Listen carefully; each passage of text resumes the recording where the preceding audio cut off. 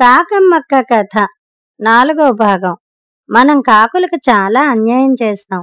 ఒక్క ఉదాహరణ చూడండి.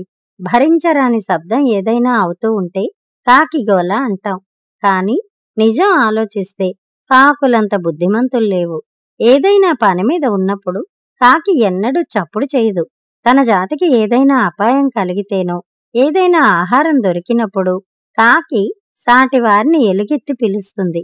కాకికి బంధుప్రీతి, జాతి అభిమానము ఉండబట్టి అట్లా తన వారిని పిలుస్తుంది. కాకికి ఉన్న జాతి అభిమానంలో ఎన్నో వంతు కూడా లేని మనం కాకిగోల అనటం చాలా అన్యాయం. మొన్న ఉప్పుశెట్టి గారింట్లో పెద్దెత్తుగా పెళ్లి జరిగింది. ఉప్పుశెట్టి గారి 2వ అమ్మాయిని కప్పుశెట్టి గారి 3వ అబ్బాయికిచ్చి పెళ్లి చేశారు. ఎన్నో మైళ్ల దూరం నుంచి వందలాది బంధువులు పెళ్లికి వచ్చారు. వారికందరికీ శుభలేఖలు పిలుపులు వెళ్ళాయి. పిలుపులు శుభలేఖలు వెళ్ళకపోయినా ఊరు 4 మూలల నుంచి కుక్కలు పందులు కూడా పెళ్లివారింటి దగ్గర చేరాయి. కాకుల మాట వేరే చెప్పాలా? మన కాకమ్మక్క, కాకి బావ వేళకు చేరుకున్నారు. మనుషులకు ఏది ముఖ్యమో ఏది అముఖ్యమో కూడా తెలీదు. పెళ్లివారింటో ఎంతసేపు మంత్రాలు, బాజా భజంత్రీలు, పెళ్లి కొడుకు పెళ్లి కూతురు మెళ్ళో మంగళసూత్రం కట్టడమును. అంతేగాని 2 జాముల పొద్దెక్కినా తిండి ప్రమేయమే లేదు.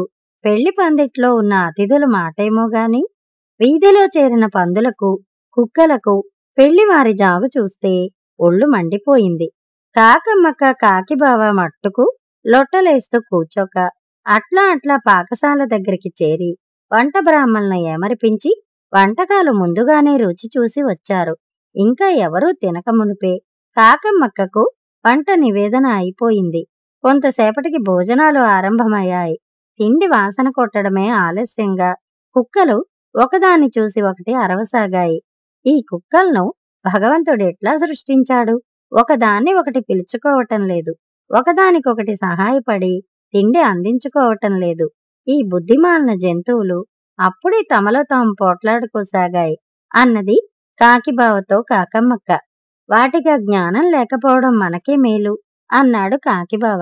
దూరాన ఉన్న మురికి గుంటలో నుంచి పంది మామయ్య కుక్కలను ఓ కంటితో చూస్తున్నాడు.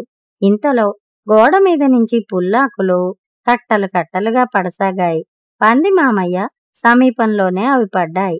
పంది మామయ్య తాపీగా లేచి నిలబడి ఠీవీగా ఒళ్లంతా ఒక్కసారి విదిలించి చేతికర్ర ఆడించినట్టు తోక ఆడిస్తూ ఆకుల మధ్య ముట్టెపెట్టి భోజనం ఆరంభించాడు. ఇంతలో ఒక కుక్క గబగబా పరిగెత్తుకుంటూ పంది మామయ్య దగ్గరికి వచ్చింది. మరో మూల నుంచి ఇంకో కుక్క వచ్చి మొదటిదాన్ని నిలవేసి బోయ్ బోయమని అరిచింది. 2 కుక్కలకు ఈ కింది విధంగా వాగ్వాదం జరిగింది. కళ్ళు నెత్తిమీదికొచ్చాయే, ఇక్కడున్నది ఎవరనుకున్నావు? నువ్వు కూడా ఒక కుక్కల్లే మాట్లాడవచ్చావే? అబ్బో, ఈ కబుర్లు కట్టిపెట్టు. నీకింకా నా తడాకా తెలీదు. అన్నీ తెలుసు. నీ వంటి వాళ్ళని 1,00,000 మందిని చూశాను. డొక్క చించి డోలు కట్టించగలను. ఏమనుకున్నావో? ఒక్కటిచ్చుకున్నానంటే నీ బాబుగాడితో చెప్పుకోవాలి. బోయ్ బోయ్, బౌ బౌ అని ఇద్దరం పోట్లాడుకుంటే పంది మామయ్య కాస్త విస్తళ్ళు నాకేస్తున్నాడు. చచ్చు వెధవు, నిన్ను తిన్నిచ్చే కంటే పంది మామయ్య తిన్నా నాకు సంతోషమే. నేను అదే అంటున్నాను. ఈ విధంగా కుక్కలు కొట్లాడుకుంటుంటే కాకమ్మక్క పంది మామయ్య వీపు మీద వాలి తనకు పనికొచ్చే పదార్థం కనిపించినప్పుడల్లా కిందకి దిగి తింటూ హాయిగా కడుపు నింపుకుంటోంది. ఈ లోపుగా కుక్కలు రాజీపడి పంది మామయ్య మీదకి దండెత్తి వచ్చాయి. పంది మామయ్య చీటికి మాటికి కోట్లాటలకు దిగే రకం కాదు. కుక్కల్ని ఒక కంట అసహ్యంతో చూసి పక్కకు తప్పుకున్నాడు. కుక్కలు చాలా అనుమానం గలవి.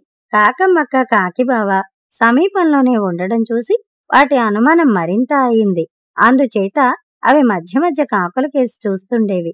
ఇది కనిపెట్టి కాకమ్మక్క, కాకిబావ కుక్కలకు చెరోవైపు చేరి కుక్కలు ఒకదాని వంక చూసినప్పుడు మరొకటి తిండి కాజేస్తూ పేచీ లేకుండా కడుపు నింపుకున్నారు. ఇంత అడావిడి చేసినా కుక్కల కడుపు నిండలేదు. ఎంత తిన్నా పంది మామయ్య కడుపు నిండేదీ లేదు. కాని కాకమ్మక్కకు, కాకిబావకు చక్కగా కడుపు నిండింది. అయినా వాటి భోజనం ఇంకా పూర్తి కాలేదు. ఏమే ఒసి, లోపల అంట్ల గిన్నెలు మన కోసం ఎదురు చూస్తున్నాయి. మన వాళ్ళందర్నీ పిలుచుకుని అక్కడికి పోదాం పదా అన్నాడు కాకిబావ. మొగుడికి సమాధానంగా కాకమ్మక్క కాకా అన్నది. ఇద్దరూ కలిసి ఉప్పుశెట్టిగారి దొడ్డివైపు ఎగిరిపోయారు. కథ ఇంకా ఉంది.